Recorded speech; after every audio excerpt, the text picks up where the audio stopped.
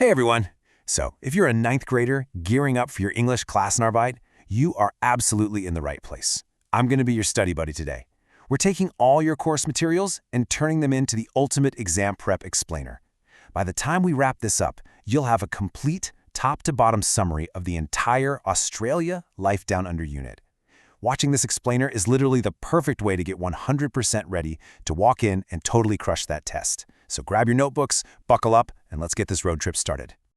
Okay, let's kick things off with this fantastic quote right from your material.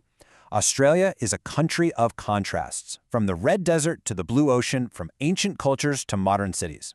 I mean, how perfect is that? It basically sums up the whole unit in one breath and sets the exact right mood for our road trip today.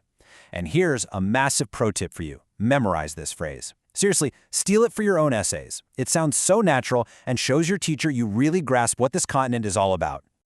All right, here is our foolproof FAR plan, our roadmap for today's journey. We're hitting 1. Facts and vocabulary. 2. Reading comprehension tips. 3. Grammar, specifically tenses. 4. Writing and speaking. And finally, 5. The final exam check. So, pit stop 1. Facts and vocabulary. We are mastering Aufgabe 1 and 2 right now. Get ready to take some screenshots. Think of these basic facts as the starting line. This is straight out of Notebook Entry 1.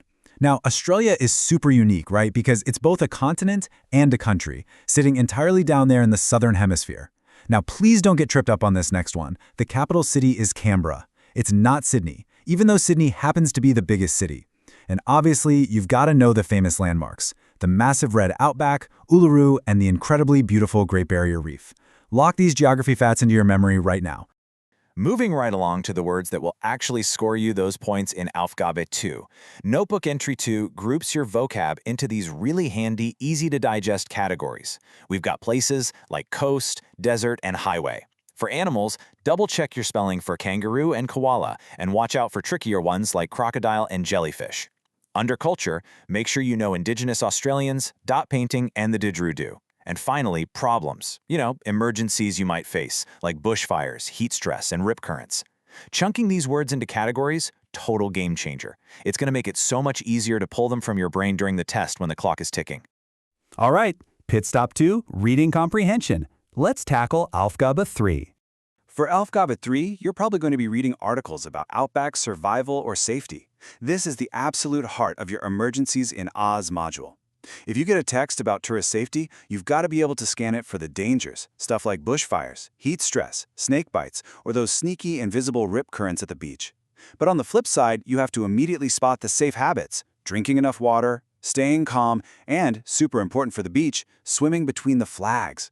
Grasping this stark contrast between harsh, natural dangers and life-saving rules is your golden ticket for acing the reading section. Now, another major reading topic comes from Module E, First Australians. The absolute key takeaway here is understanding that Indigenous Australians are the first peoples of Australia. Their cultures, their stories, art, dances, and traditions are just completely central to Australian identity today. Listen, if you're asked to read an article or write a response about Aboriginal culture or sacred sites like Uluru, using respectful language isn't just nice, it's a strict requirement. Keep that word front and center: respect. Moving right along to pit stop 3, grammar, specifically tenses. Let's ace Aufgabe 4. I know. Grammar can feel like a massive speed bump on a road trip, but mastering these tenses is absolutely crucial so your exam grade doesn't take a wrong turn. Let's make it super logical. I want you to anchor these 3 specific tenses in your mind because they actually work together perfectly to help you tell a compelling road trip story. The simple present is for habits and facts, like many people live on the coast. The simple past is your go-to workhorse for completed actions. We visited Uluru last year. And past progressive? That sets the scene for what was happening at a specific moment in the past. It was raining when we arrived. Do you see how that flows? You use the progressive to paint the background scene and the simple past for the main action. Okay, quick pop quiz just to keep you on your toes. Which tense do we use for completed past actions? Go on, shout it out loud wherever you are right now. Did you say simple past? If you did, nailed it. You use the simple past for things that are entirely finished. Example, we traveled through the outback. Look, and I'm saying this playfully, please don't get bitten by a snake on the exam by accidentally using the present tense when you're telling a personal story about what you did yesterday. Keep those past tense verbs sharp and ready. Okay, almost there. Pit stop 4, writing and speaking. Time to conquer Aufgabe 5. So Aufgabe 5 is the creative task of the exam. This is where you construct a short personal story or clearly state your opinion on a topic from the unit. It is your moment to show off. To make this as easy as possible, I'm literally handing you these specific sentence starters straight from Notebook Entry 8. Using these is going to make your essays sound incredibly natural, well-structured, and fluent. Phrases like, I think Australia is interesting because, or, one thing that surprised me is, these aren't just filler words, okay? They're strong structural pillars for your writing. By starting your sentences like this, you're immediately showing the teacher that you can express your own opinion clearly and confidently.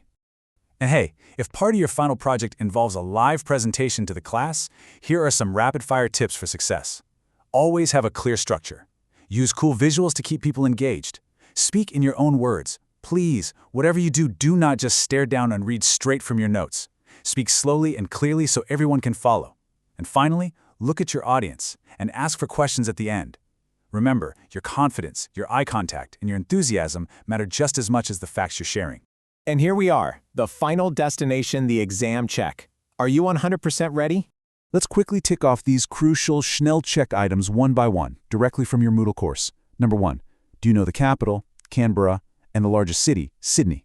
Check. Number 2, can you name 3 Australian animals? Kangaroo, koala, crocodile? Check. Number 3, do you understand the outback climate and those vital safety phrases for emergencies? Check. Number 4, can you talk about Indigenous Australians respectfully? Check. And number 5, can you write a short personal story utilizing the simple past tense? Check.